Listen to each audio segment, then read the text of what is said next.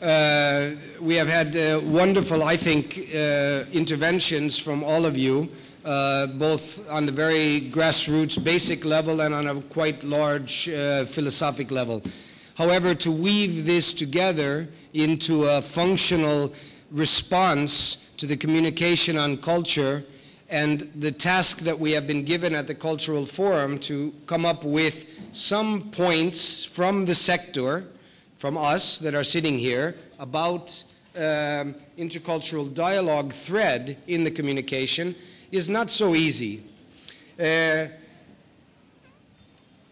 don't know how many of you have actually read through the communication. Antonio proposed this as part of our homework yesterday.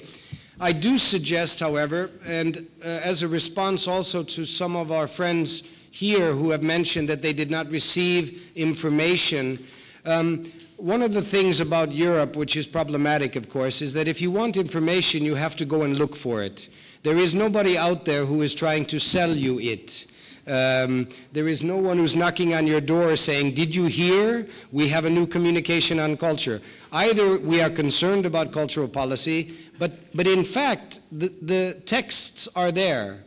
The presentations are there. In fact, the Commission, in my opinion, and I have been following this for some years now, the Commission has radically transformed itself in the meaning of transparency and dialogue. And they have asked for a structured dialogue with the sector, both on the publicly financed cultural institutions and the independent sector. And I think that it's our job now to pull together our approaches and be able to give them some clear lines. We don't want to do it as one unit. We don't want to eliminate the wonderful diversity of our approaches, interdisciplinary forms, etc. But we want to find at least a few things we can say which can strengthen the Commission in their will to turn to the member states and say, let's begin coordinating some things.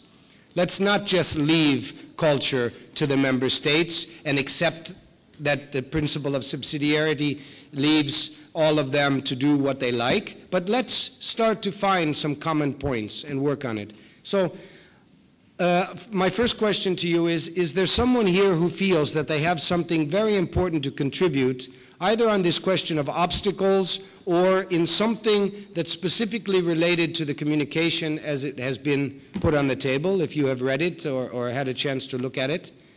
And if there are not such interventions, or after such few interventions, I would like to give the word to my colleague and ask him to tell us, as rapporteur, what he has understood that we have said during these 2 days, and how he connects it to the report that he has imagined himself to write, and then allow us to respond to that so that we can say, no, Antonio, you understood wrong, or yes, Antonio, that's exactly what we wanted to hear, so that we could actually come up with a few crystallized, wonderful tasting pieces of cake that we can give to our ministers so that they can eat with dinner tonight and agree with us tomorrow morning, as politicians generally do.